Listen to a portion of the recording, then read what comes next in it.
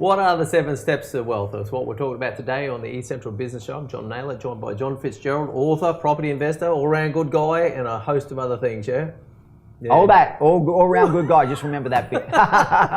He's enjoying that one. Now, anyway, we've been through 3 episodes. This is episode 4. We're now going to attack some more of these steps. We're on to number 4 now. What do we got there? Well, we said we'll do 4 and 5 together because they go hand in hand. Yeah, that's 4 is soon. finance, Yep. finance and affordability.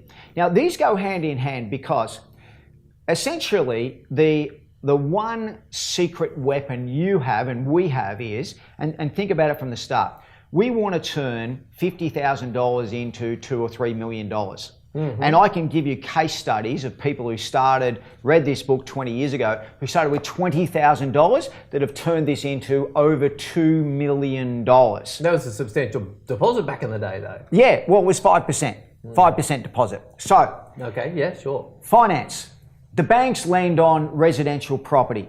The maximum they'll lend is 95%, but it's 95% on city areas, in good proximity, and in the low end of the market. Yeah, $500,000-$600,000 about that. Yeah, I mean, my property's in Early Beach. You won't get that in Early, and you won't get that on farms. You won't get that in regional areas. So 95%. Now, why that means is that allows you to put in the minimum deposit, which means it stretches your borrowing capacity. There's lessons about finance. Two things, golden rule. Number 1, must get a copy of your bank valuation. Now, banks have a policy not to give it to you. Don't go with a bank that doesn't give you the bank valuation because you need that. Yeah, how common is that? I've always thought I've seen evals, on the evaluation, but you're saying that the main 4 banks have a policy not to give it to you. Right, okay. Yeah. But, you know, you just got to say to your broker or your bank manager, I'm not going to get a loan unless you give me a physical copy of the bank valuation. Right. And how's that important? It's important because it tells you how they've valued the investment property and whether they've valued it at your purchase price. Because a lot of banks value under the purchase price, sometimes 10 or 20%. And that wipes out a lot of your equity. And that deals with the second point about banks. Whatever you do, don't go with the same bank that's funded your own home, because they cross-collateralise the mortgages. Yep. Now, you saw this Royal Commission with the banks. They were talking about how they cross-collateralised clients who had businesses and various things like that, and they really behaved badly. Assume they're going to behave badly. You know, just don't worry about it. They're there to protect their shareholders and depositors. So forget about that. Go with a separate bank is really the key on finance. And get a 95% loan. Even if you pay LMI, which is mortgage insurance, it's tax deductible.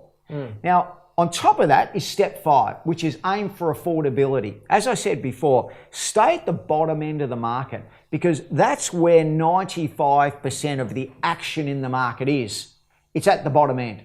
Yeah, a lot of people get caught up in that, so they walk into a house that they feel they want to live in, or some sort of aspirational element about that.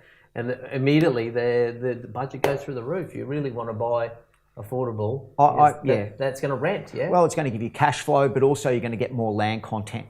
So, of course. Yeah, I stay at Forget the gold taps, you want the extra meterage. That's right. And it's all depreciable anyway. Whatever is in the building is going to depreciate. It's going to be worthless in time. So forget about the building. Aim for affordability. Stay at the bottom end of the market. Now, the median house price, I typically stay at or below the median house price. In Brisbane today, the median house price is about $550. I'm buying property for $450 to $520, $530. In Melbourne today, the median house price is $750. I'm buying property there for around $600,000. Similarly in Adelaide, median house price about $430. I'm buying in Adelaide for about $400. Okay. So aim for affordability and put that affordability with the finance. Keep an eye on time. So John, he's really on me on the time. Don't worry about that. You should have a timeout. But put these 2 things together, and what you actually get is then your location criteria. And let me spend a couple of minutes on location, because everyone talks about location. Hang on, one thing before you get off on your patter there. Yeah. How about pools? You'd be dead against pools for sure. Absolutely dead against pools. Never in a million years would I put anything into a house that's going to cost me money. Yeah, maintain or potentially break down. Well, how about even ACs? ACs seem to be, air conditioning, something that most people want. You have to stay away from it. No, you have to have an air conditioner, split cycle. You get them for $3,000, and you get a warranty on it. Okay. Get a 5-year warranty on it. But absolutely, even those, I'd rather put fans in. But most, in Southeast Queensland today, and sometimes in Melbourne they need heating as well. Okay. You have to have a split cycle or something like that. So yeah, you do have to have it, but don't go all out putting in pools. No, absolutely don't put a pool in whatsoever. Actually, I had somebody talk about a real estate agent talking about that. So like people put in a pool in the backyard, the expectation is going to help raise their sale price when they're flipping. Never work. Rarely, she said. It will with an owner-occupier. It might with an owner-occupier, but realistically... But that's still a lifestyle choice of your own. That's right. And I'm just really interested in rental property because I want to rent the property. I've got properties now that I've owned for 20 years, and they're 1,000 square metre blocks, and I've got 4 of them in a row. I've got 4 houses on, but today I could build 16 houses on there. Right. So it's just a development site for me in time. It's just a holding. The 7 steps to wealth is really just creating a holding proposition for you to create a land bank. And why I say land bank, putting money into land's better than putting money into your bank. Absolutely. Okay. So the steps we're talking about, finance and affordability, lead to, so finance, get 95%, stay at the bottom end of the market, and then look for that location criteria. The key location criteria, number 1 is proximity to schools. And education is Australia's biggest export, or 3rd biggest export today, I should say. We have about 800,000 or 900,000 foreign students in Australia. It's of a business, it's and loaded. Grew by 100,000 last year.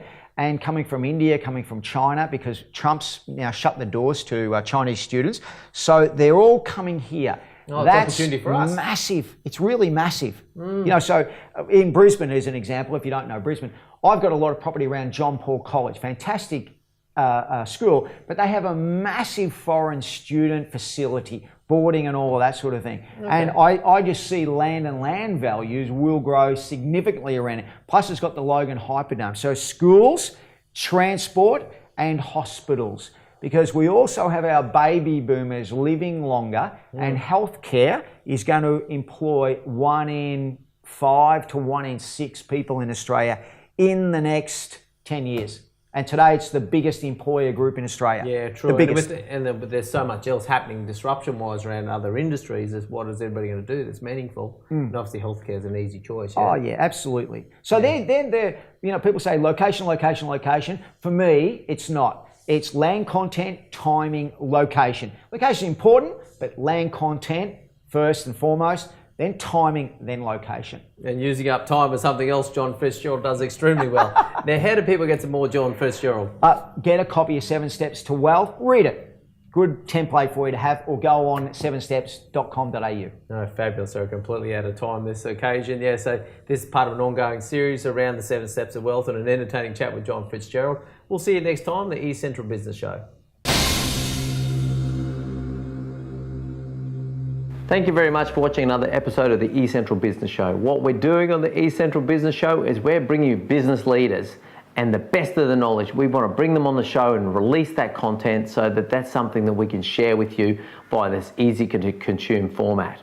So you can follow us across LinkedIn, Facebook, YouTube, Twitter, Google+, or just regularly visit the eastcentral.com.au/show website, pick out the best things for you and educate yourself on that premise. Now there's video content there for you, so you can just watch the video and inform yourself in your own time. We've also now podcasting that content as well, so it's really simple to consume. You can listen to it on the way to work in the car or during your daily exercise regime. Beyond that, we're also looking to connect with business experts. So if you consider yourself to be an expert in your field, please make contact so we can schedule you in and have you come on the show. So you can release your content and increase your brand across our format.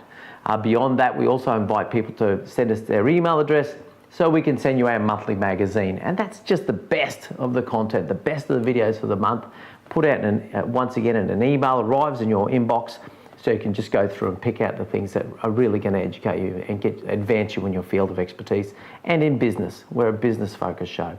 So thank you very much once again for watching, and we'll see you next time.